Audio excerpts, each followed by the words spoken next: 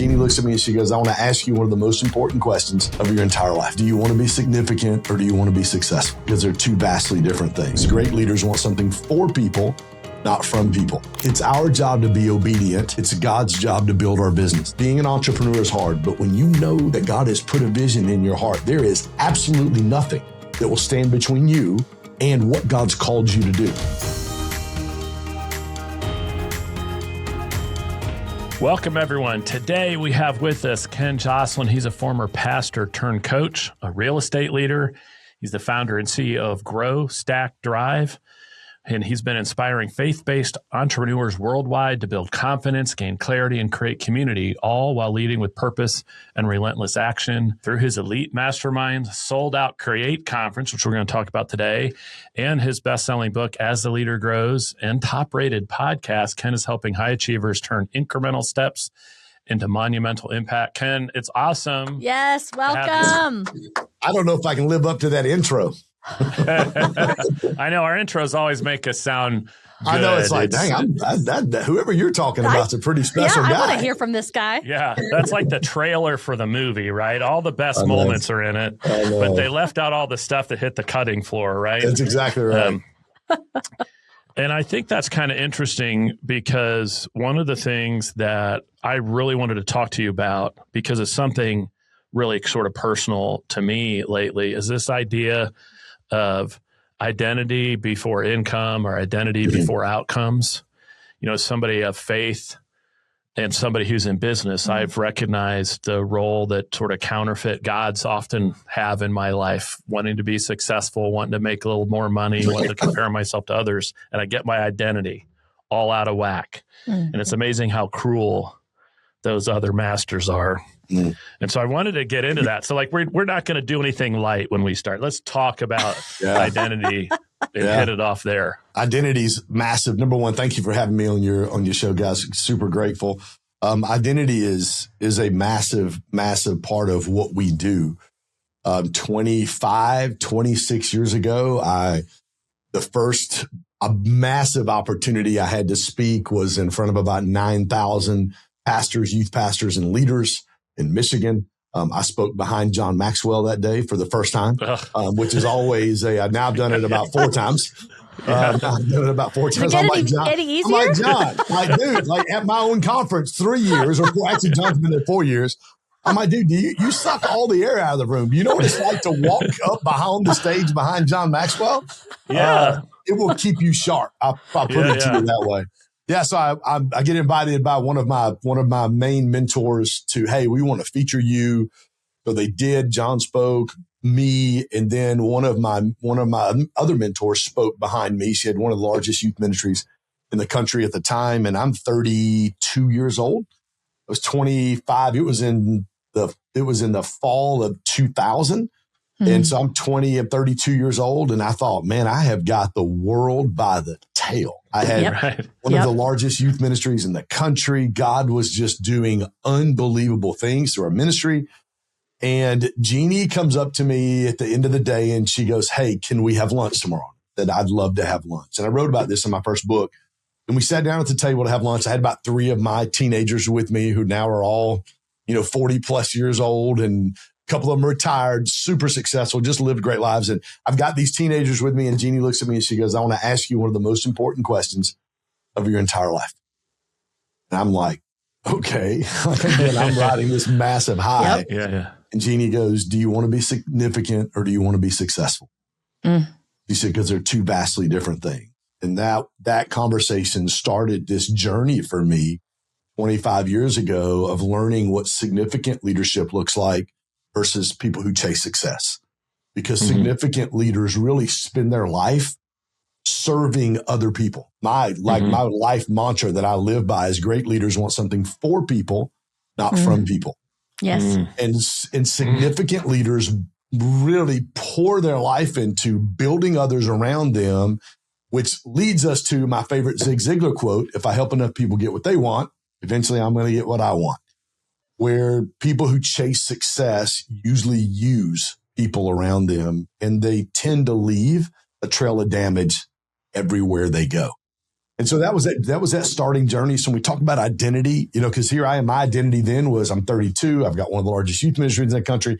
I'm speaking on the largest stages in the country. I'm hosting my own national youth leadership conference with youth pastors and senior pastors from 18 different states, all around the country. Like I've arrived, if you will. Yes. I had no clue. I had zero clue until that conversation, but that's really where the identity shift started for me. Was I thought because of all the things that I had seen God do in my life, that qualified me. Yes. If you come to our conference, I have these giant floor stickers all over the building with me and John and Gary Brecka and all the different speakers that I have every year with quotes on the floor. But before you walk into the main auditorium, there's a quote, my quote on the floor: God's love for you isn't predicated on your performance. He loves you because you created you as a son or a daughter.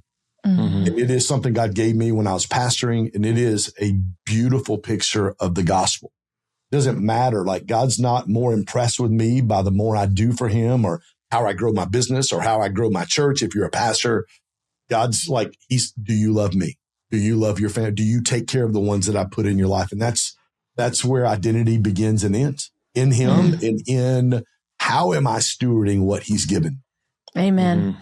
Well, and I love that with the quotes. That's what a cool idea, by the way, having been to a lot of events. That's powerful. And I think it's so important, and why Kurt's brought this up and how it's really been on our hearts, because we've definitely fallen into that trap in a different realm, but in politics, working for the biggest elected officials in the country. You're working for the future president. You're working for senators, governors, and you're thinking, man, this is like, I'm doing really important stuff, and it's just amazing what that can do and how that can trick you.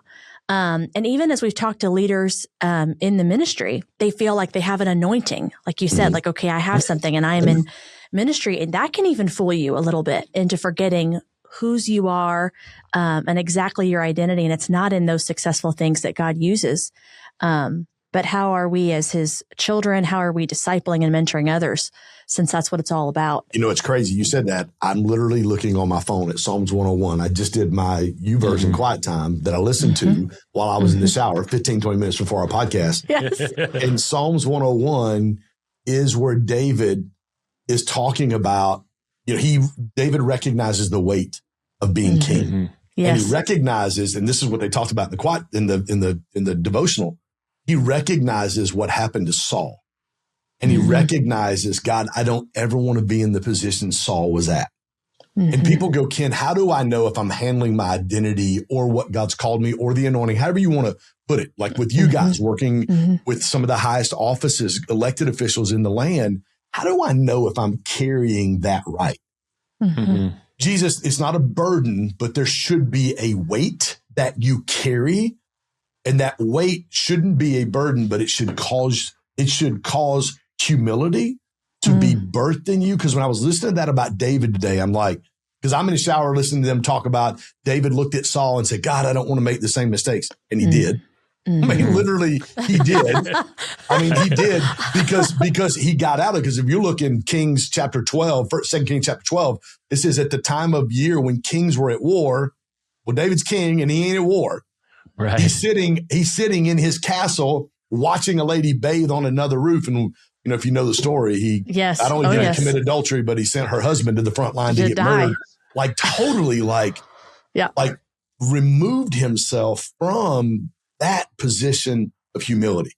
And I think, when we get to a position where we know that, and again, I'm 57 years old, and people will say, Ken, you have a lot of wisdom. Two reasons. Number one, for 30 years, when everybody's asked me, how can I pray for you? It's always wisdom. James 1:5 says, if I lack wisdom and I ask God, he'll give it to me. I need wisdom. And in 57 years, man, I made a lot of mistakes. And a ton. I've got a bunch of friends who have made a lot of mistakes, and I'm able to learn from their mistakes. And one of the things I say and I talk about in my book is you can learn from my mistakes or you can learn from your own. One's going to cost you a whole lot more. Oh, yes. But I think when you understand identity and you understand the weight of the call that God's giving you, it drives you to humility. It drives you to, and how can I live a life to where I really do want something for people, not from people? Yeah. I wrote that quote down, which I thought was such a powerful leadership way to think about a business. And you also mentioned stewardship as part of your first answer there.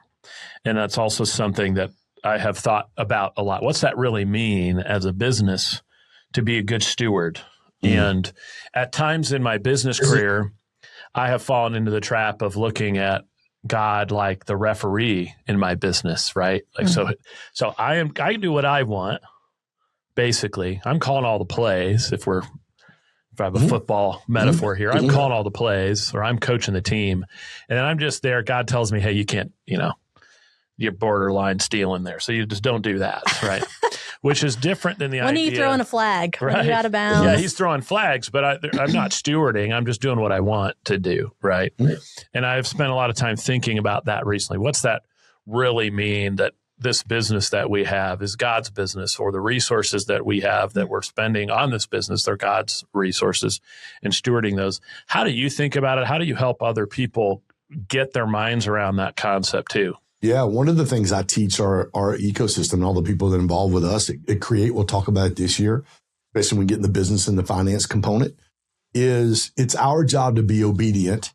It's God's job to build our business. Amen. It's not our job. It's not my job to go out and find people to, whatever problem is we solve. For us, it's the lack of community that CEOs and entrepreneurs have. Because what we're doing right now, nobody on the planet's doing what we're doing. Like literally at our conference, it is 2 to 2.5 days of worship. We'll jump into one of the core 5 areas: faith, health, relationship, business, and finances. So we'll jump in faith. This year, my good friend, Pastor Mayo Sowell. Last year, it was John Maxwell. We'll jump into faith. He'll open, I'll close. And then the team comes up and I do this at the end of each of the core 5 areas. We do what I call 46-10 moment. And I'll tell every entrepreneur, guys, listen, I'm going to ask you to do 3 things this weekend at the end of each of these core 5 areas. First one is going to be counterintuitive to you as an entrepreneur, because everything we know as an entrepreneur is go, go, go, grind, grind, grind, 12-hour day, 14-hour day, 15-hour days. I'm literally no. I want you, and the team will put Psalms 46:10 up behind me on the big LED panel wall. Be still in massive block letters and know that I'm God. So I'm going to ask you to do 3 things. Number 1, I'm going to ask you to be still. You don't need another vision. You need to hear from God. God, what do you have for me in 2026? Be still, listen to God, and then Habakkuk 2:2, write the vision down and make it plain. Like, I want you, and it's one of the most amazing experiences to be on the platform and watch 500 people, boom, get it. And then we're in the middle of, 7 to 10 minutes of worship, and you'll see people just worshiping, and they sit down and they pick up their pen and they start writing. And I sit on stage and I get emotional now thinking about it, because I know their lives are going to be transformed. If I can put you and we can create this room or this ecosystem where you can come in and block out all the noise of what's going on in your life. Because it's hard to be an entrepreneur. Like, people go, oh, I want to be an entrepreneur. I'm like, no, you don't. Like I want to do a live event. I'm like, no, you don't. Like, you have no idea the work and the things involved. But if I can take, and our team can take a room of CEOs and business owners and get you still in the presence of God, you'll open up your heart and open up your, God, speak to me. What do these faith, health, relationships, business, and finances, what do these 5 areas look like in my life for 2026? And I can get you to be still and listen to God. Mm-hmm. Guys, I just need you to slow down, and I need you to tune in. It is probably the most powerful thing that I get to be a part of every year, is to watch as dozens of people start sitting down 3 to 5 minutes into worship, and you see them writing out because they're hearing from God. And I tell them, listen, being an entrepreneur is hard, but when you know that God has put a vision in your heart, there is absolutely nothing that will stand between you and what God's called you to do, because it's hard. And you need to look back and go, God, you told me this. I wrote this down. It's why it literally, guys, it's why I write my goals down twice a day, every day. I learned that from Grant Cardone. Like it is a non-negotiable for me because I'm looking at, okay, God, this is what you put in my heart. And so I think that changes everything in the life of an entrepreneur or a CEO. Yeah, I know we have a lot. I'm sure we could comment on that because that is 100% what you've just described. Not that it needs any like agreement, but if there has been one massive shift for us in going through this process of identity, who are we, pivoting our business, serving now businesses and brands when all we've done is political work. And like, well, who am I to do that? What do I know? What do I have to even give? And it's been amazing because we have for years been very active in Tony Robbins community and very much of like massive action, go, go, go, all these things, having the right state. And there's I'm still a massive action guy. Don't get me wrong. It's not discounting. You got to put the work in. But we were turning off. You know, one thing I've been sharing with people is for the first time, we're like having to deny all of our flesh, like instincts to make our own plans. You still need to do that. Obviously, you can't sit on your couch and eat bonbons and expect things to happen. But slowing down to listen, and in prayer and in humility, is this what you want me to do? Like, I am here. What is it? You know, and trying to actually listen. And so I think that's tremendous baked in because I have not learned this yet. I am learning the power. And it has been a real shift and transformation for us to slow down and to not make business decisions at the speed that we would have because, you know what, we're going to take some time in prayer about that. I'm not just going to take this opportunity because it seems like a no-brainer. Like I would normally just say, yep, makes sense, go. Yeah. Just because there's some opportunity there does not mean that that's what we should take. Two things for that. One, I was in the middle of growing, again, one of the largest youth ministries in the country. And one of our board members from the church took me to lunch. Went to Longhorns in Gainesville. We get done. We're pulled back in the parking lot in front of my building. And he goes, Ken, never forget that vision comes cheap to a visionary. He goes, your responsibility is to figure out which vision God has for you. Because when you're a dreamer and you're a visionary, it's not what I say yes to. It's what I say no to. No to, yes. It's like, I have to do this. I'm literally sitting with one of my one-on-one clients yesterday. We have 10. And I'm sitting with him and his entire HVAC company team yesterday. And I'm walking around the room with these guys, helping them really craft a vision. Like, hey, what do you want? Well, I want to get out of debt. I want financial freedom and I want to be healthy. Okay. Well, I mean, we just went around the room. Like one person was like, she's got 7 kids, like 5 of her own or 4 of her own and 3 adopted. And she goes, we need a vehicle. I'm like, dude, you don't need a vehicle. You need a 15-passenger van. Like there's like teaching them how to be specific on what they're asking for. Yep. And then the one guy was like, he was talking about his relationship. One of the guys was talking about his relationship with Jesus. And I said, tell me what your Sabbath looks like. Yes. And everybody at the table was like,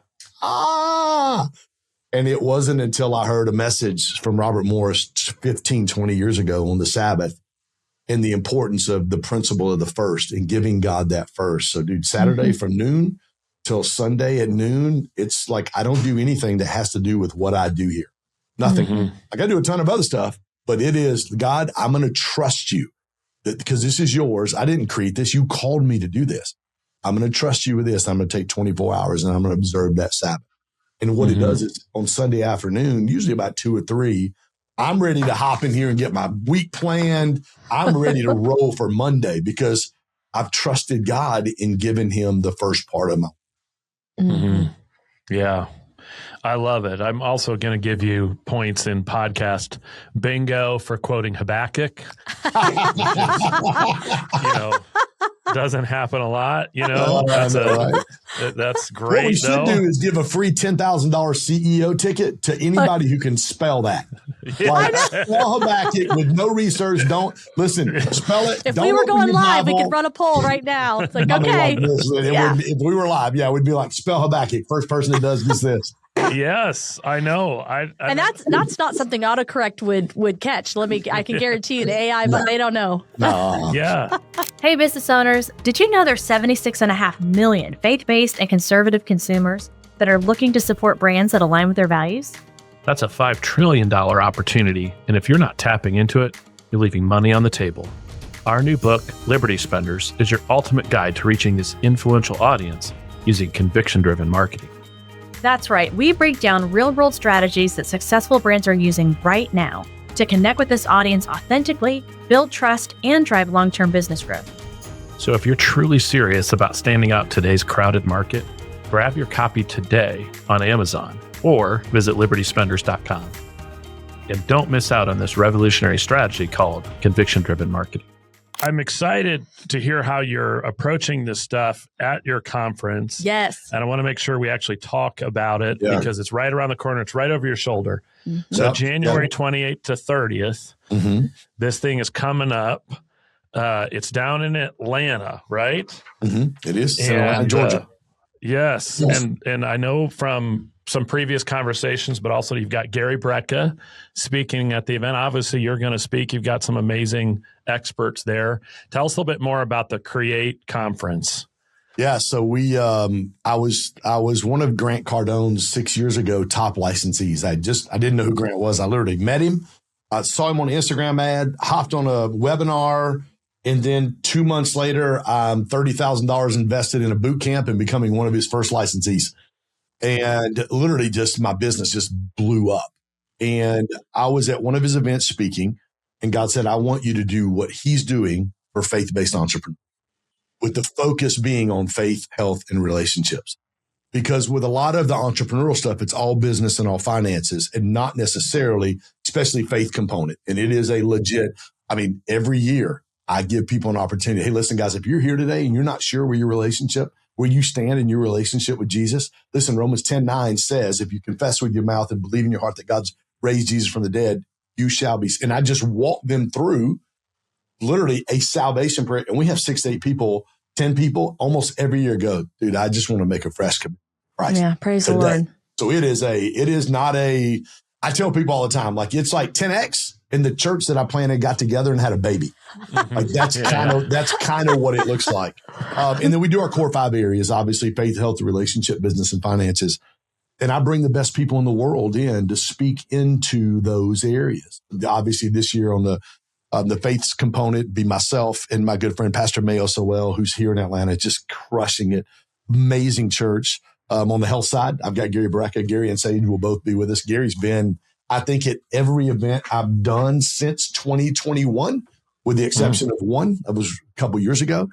Gary's been at everything that we've done. I'm bringing in Josh Porter, who is he's in my corner. He's in my ecosystem. He has 5 Optimize You franchises, which is hormone replacement therapy. He's one of the top guys in the world on hormone. He'll come in and talk about energy 30 minutes after Gary gets his. Gary's energy is through the roof. And then we have phlebotomists on site. You listen and they go, yes, if this is me, men and women, I've been doing testosterone treatment between Gary, RMI, my functional medicine team down in Costa Rica, and Josh for about January will be 2 years. I started it 2 years ago because my testosterone level was 248.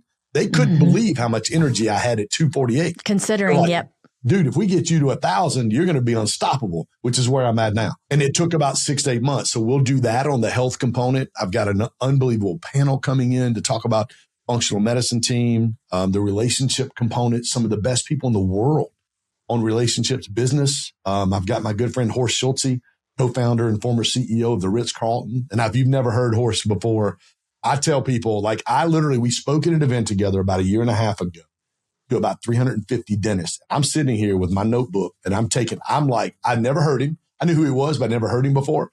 I was so enamored and enthralled by his talk on excellence. I was taking notes, and the guys were like, hey, Mr. Joslin, we need to go get you mic'd up. You're speaking next. Yeah, you're going to speak next. Listen, I'm not going anywhere till this guy's done. I literally took me behind the pipe and drape, and we walked all the way around this massive room in the back, and I'm taking notes the entire time while he's speaking. Horst is one of the most amazing leaders. We've had the opportunity to spend some time together, several opportunities after that engagement. On the finance side, I've got my good friend Dale Armstrong, who works with Signatory. Signatory works with ultra high net worth faith-based entrepreneurs on their giving strategies and tax strategies. He's going to talk about donor advised funds and things people have I mean, I've got guys in my ecosystem that have exited for 100 million up. Sure. Never heard some of the things that he's going to teach that day. He works directly. The Green family is one of his top clients. They give away, just the Green family from Hobby Lobby, $250 million a year. The whole He Gets Us campaign, the commercials that they do on the Super Bowl, they fund all of that. It's $1 billion ad campaign. And they are massive in financial wisdom and what to do with my money so I can keep the majority of it. And then how do I give it the right way? Yeah. So I don't make money, pay taxes, and then give what's left over, which is what the DAF funds are for. It's just an amazing 2 days across the board in those core 5 areas. And then every year I give a State of the Union. Last year I did it before John got up, and I'll come up for 10 minutes, not long. Just welcome everybody. Hey guys, super excited for you to be at Create. Here's what the next 2 days look like. You're going to hear from some of the most amazing human beings on the planet. But the secret sauce are the people you're sitting next to. Yes. And the relationships that are at your table.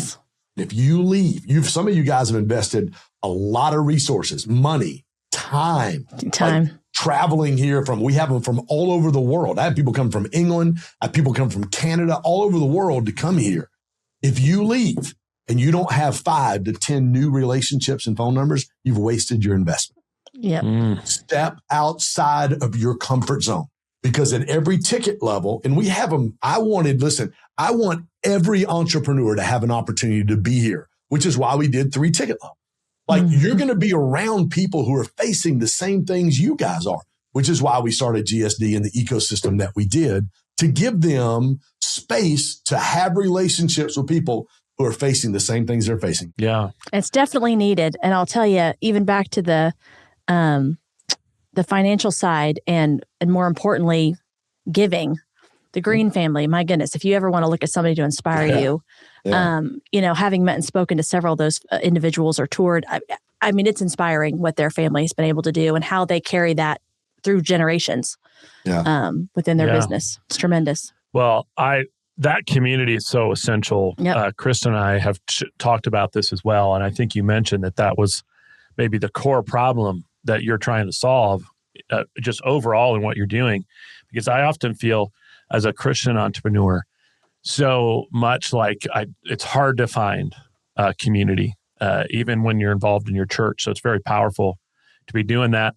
So definitely check it out. I'm on the website. You can go to growstackdrive.com, and there you can learn about the Create 26 conference. You can see about all the speakers. He's only mentioned a couple of them, but there's a dozen really amazing and interesting people there. And just before we got on, Ken was talking about a code. So anybody who is listening today and goes and does the checkout there and puts in the word Liberty, then get one of the general admission tickets for free. So that sounds like something, if you're listening, you ought to just said good massive action, right? Just you shouldn't even wash over that. We should we pause and let's explain that again. It's a very generous offer to be able to come to his event and hear from these speakers. Absolutely. So and I would say this: people are like, "Well, is this for me?" If you're a faith-based entrepreneur, I don't care what level. If you're like, "Do I want to be a faith-based entrepreneur?" All the way up to guys, I'll have a couple billionaires in the room, one speaking and one not speaking. Like just there. And a lot of guys who have exited for 100+ million. One of the guys that's going to be speaking on our business section, I talk about, I had Gary Brecka on our community call about 3 weeks ago. Gary hopped on and did our call with us. And I just said, Gary, why should somebody come to Create? And Gary said, well, Ken, dude, he's probably one of the most sought after speakers in the world right now. He speaks 2 or 3 different places a week, all over the world. Yeah, he's incredible. He goes, I've never been in an environment like you create. It is the most authentic and humble human beings on the planet. One of our guys that exited for over 100 million at my last mastermind, literally the last photo my team gave me was him stacking chairs. Where are you going to walk into a room with people that live that level of authenticity, who don't believe their own hype, who have a passion to help other people win in business? Because we understand when you get to business and finances, We understand God gives us the ability to obtain wealth according to Deuteronomy so we can establish his kingdom. That's right. There's all we're standing between now and Jesus coming back are the resources to, and one of the sponsors, one of the people that we help sponsor, they're 1040 window guys. Like that is their main mission is to go share the gospel in 1040 windows. And Steve Ayler, I've known Steve for years. He spent a lot of time pastoring, and then he spent a lot of time at Compassion. And now he's working for this organization. They're absolutely killing it. We have a duty as faith-based entrepreneurs. Every time I want to quit, which is 2 or 3 times a year, I'm like, I can't do this anymore. This is hard. People are like, you mean you want to quit? Of course I do. It's hard. I'll pick up the phone and I'll call one of my guys. And I'd never forget, I was sitting in front of Troy Hoffman one day in Costa Rica. We were getting stem cell work down at RMI, one of our largest sponsors. And we're down there and I was talking about something. And Troy looks at me. He goes, dude, you do understand. You're going to give account to God. You're going to stand before God and give account for how you stewarded what He's given you. Mm-hmm. Well, that's kind of like, that changes the perspective really quick. Yeah. That changes the air in the room a little bit. Yeah. I like this thought of, generating resources to help build the kingdom. Mm-hmm. And I hear this frequently. We were just at Turning Point USA event in late December. And that came up there from some of the speakers. And I thought, at one point I thought I need to take a week or something and go find every reference to the kingdom in Scripture and really try to put a definition on what that really means. Because I think it's easy to fall into the temptation that what that means when we talk about the kingdom is that God wants us to build some kind of earthly power, right? Some kind of earthly kingdom. And where is we know that Jesus cares about souls. You and I might care about, finances and retirement and all this other stuff. So when you say the kingdom, how do you define that in your head? Jesus made it very clear. I came to seek and save that which was lost, period. Like that was his mission. Our mission should not be any different. One of the things we do, Troy introduced me to Isa, who's Dr. Isa now. She was a PA at the time, physician's assistant or nurse practitioner. She started a hospital in Kenya. And Troy brought her to one of our masterminds August or July of last year, so about a year and a half.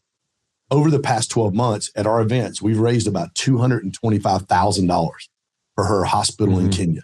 And we're picking up different organizations and ministries now that we can sponsor. Like how can we, and you mentioned the Green family earlier. I've been a part of the Church of the Highlands in Birmingham since 2008, 17 years. I've watched them grow from 3 campuses in about 7,000 or 8,000 to 28 campuses and over 100,000 a weekend. They built Highlands College, which my 3 oldest daughters went to. My 26-year-old's on staff at Highlands College. And I tell people every time, I just took my Pastor Vincent, whose church is hosting the event. I just took him over the first week in December to hear they do a Highlands College. It's kind of a foundation day for fundraising and those kind of things. Sure. John Maxwell spoke and Ryan Leake spoke this year, along with Pastor Chris. And every time I go on their campus, every time I get out of the car and I walk and I see what they've done, I weep. I'm like, God, man, my vision isn't big enough. And I mean, literally what they've done is Pastor Chris had a vision. When he was youth pastor in Colorado Springs, he used to speak a lot at the Air Force Academy. And he goes, I want to create an academy style environment for kids who want to do ministry or who want to do business devoted to the furtherment of the gospel. And so every time I go, so we're talking about the Green family, I don't know, probably 5 or 6 years ago, the Green family gave them $20 million matching endowment. Then they gave them a $14 million gift. Then they gave them a $30 million gift. And Dale at Signature was the one that put that deal together. And Dale said, Ken, do you know why the Green family gives? I mean, you're talking about 20, 30, 40, that's $64 million they've given them over the past 5 years. It's because the church is debt-free. They operate at such high levels of excellence and accountability when it comes to their finance. And they literally can see. So our goal is, I've got some events in March with them. I want to start sponsoring Highlands College students.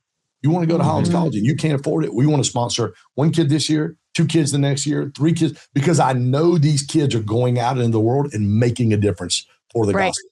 I know what Dr. Isa and them are doing in Kenya is making a massive difference for the kingdom of God. Like, I want to sow into and give into the areas that, number one, God has put on my heart, but I want to give to the ones that are making the biggest impact for the kingdom. Because, guys, I like nice things. I like a nice watch. I like a nice car. But there are only so many things that we can do for ourselves that bring a level of fulfillment. You buy a new car, you drive it for 3 or 4 weeks, and then it's like, okay, new car smell wears off. Okay, this is great.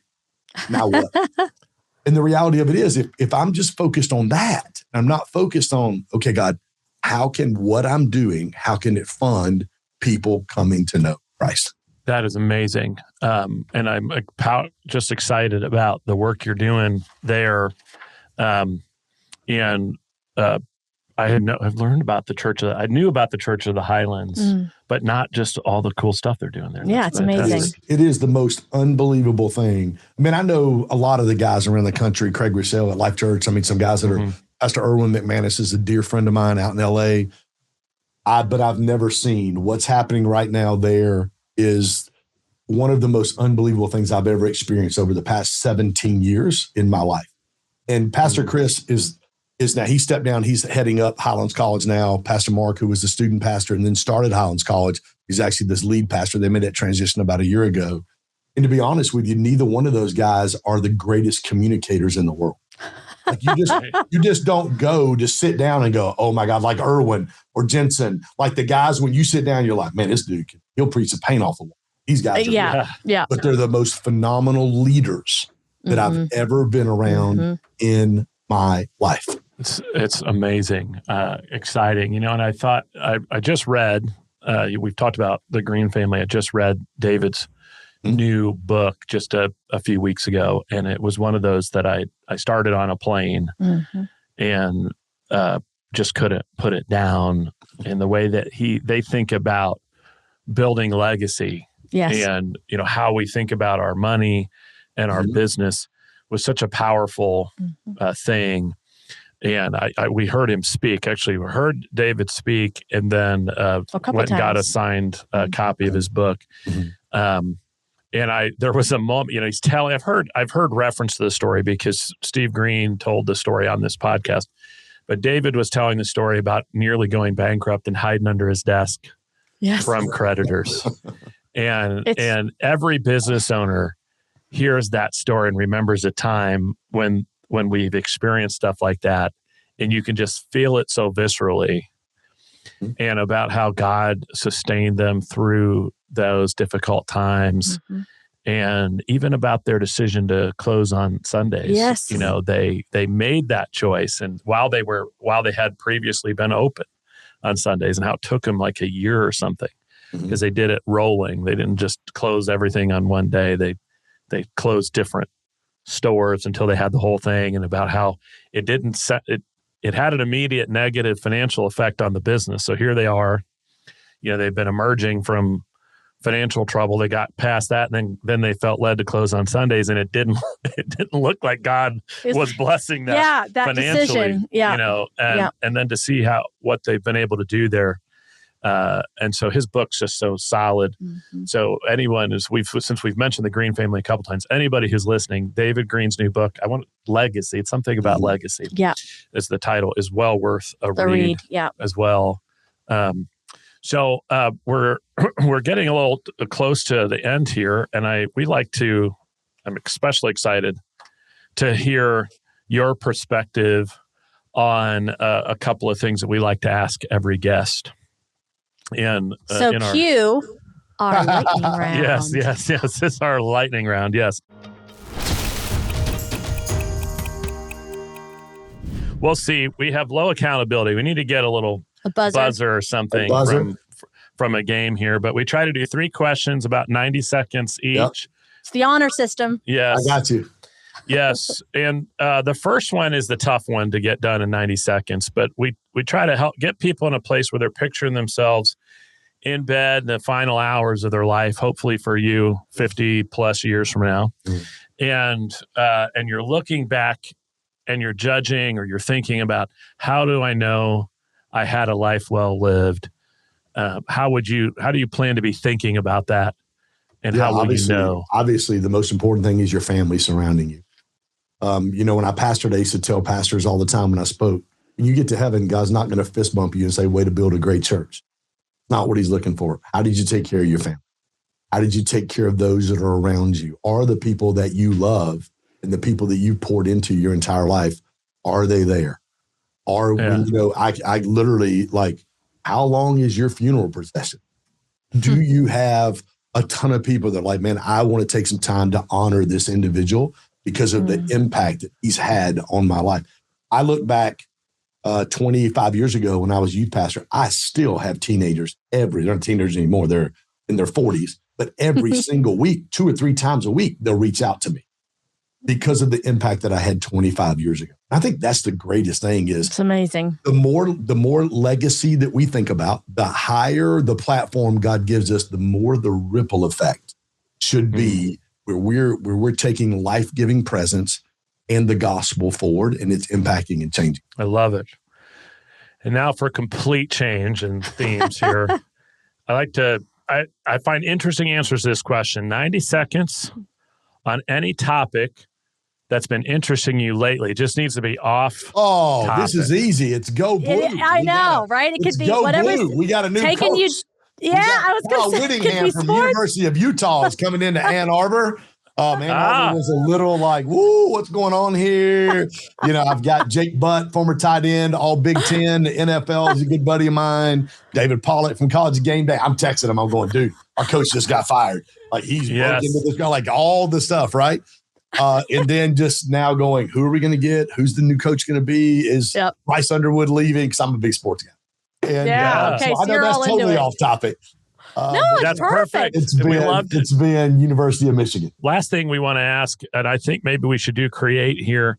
We always like to give people a chance. Yeah. If nobody heard anything else and they just fast forwarded to this moment right now and they got 90 seconds on something, who should be coming to create? What are they going to get there? How do they find information about it? Give us a good full-throated pitch for it. Super easy. If you're a faith-based entrepreneur or even thought about being a faith-based entrepreneur, regardless of what level your business is at, most people are stuck. Most people are frustrated. Most people don't have a plan for 2026. We literally take those core 5 areas. We call it our core 5 framework: faith, health, relationships, business, and finances. And we bring the best people in the world, as well as some of the most amazing entrepreneurs on the planet together for 2 to 2.5 days. And we literally take a journey on becoming the best version of ourselves. And it is a transformative weekend. There is absolutely nothing like it. growstatdrive.com/create, growstatdrive.com/create. For those of you guys listening, if you use the code word Liberty, I think we've set aside a couple dozen free general admission tickets. They're $397. We're doing 25 of those for free for your audience. And if you come to me and let me know, hey, Ken, I heard you on Liberty Pod. I'd love to connect with you. It'd be great. People are like, and this is the cool thing about it too. And Gary talked about it on our call a couple weeks ago. Like, we don't have green room speakers. Like, there's nobody in our lineup that's like, you don't ever see them. They walk out of the green room behind the stage. They walk on stage and they're right back in the green room. And then they're out some side. Nobody does that. Literally, Gary and Sage will be there for about 24 to 36 hours. And they're as accessible as I am. Like, you want to walk up and ask Gary a question during break, you can walk up and ask him a question. Get in line. I'm just kidding. Last year, you better be ready to slip somebody a 20 to cut him in line. I was sitting on the stage last year, and I have a line. And my team brought me lunch, and I literally sat on the stage and ate lunch while I was doing. I'm sorry to make the joke. That's beautiful. No, it's good. Yeah, it's good. But it is. I mean, it's just an unbelievable environment to be in. And, obviously, Les Brown, Gary, Jake and Nikki, Troy Hoffman, Josh Porter. I mean, we have some of the most amazing. Eddie Wilson from Aspire Business Tour. Eddie's going to be a part this year. It's just the level that we have of not just success being a faith-based entrepreneur, but just the level of being an amazing human and the awesomeness of being an amazing human is out of this world. Well, and all that aside, wherever God is, that's what you need, right? Yeah. It's going to be amazing. If you invite the Spirit to come in, the speakers are there, are a bonus. Yeah. So I applaud you. Go ahead. I was going to say my good friend Jake Hamilton, who was with Jesus Culture forever. Jake comes in and leads worship at all of our events, and he is hands down one of my favorite worship leaders on the planet. And it is awesome. It is an unbelievable experience. Yes. Well, we are pumped, and we are so glad to have you on so that we can help promote this thing. Guys, check it out. Go to Create. Start your year off right with purpose, with a plan, and with God's will and his favor for your life. Ask for it and be still. Love that. Yeah. Thank you, guys. Amazing. Yes. Ken, thank you so much. I'm excited. I'm inspired. I'm ready to go. So we're going to check this out. We're going to make sure we get the word out and put all these details in the show notes for you. Yep. For those of you joining and listening, we know how valuable your time is. Thank you so much for spending some of it with us. If you found value in today's episode, don't forget to like and subscribe so you don't miss anything in the future. Until next time, guys.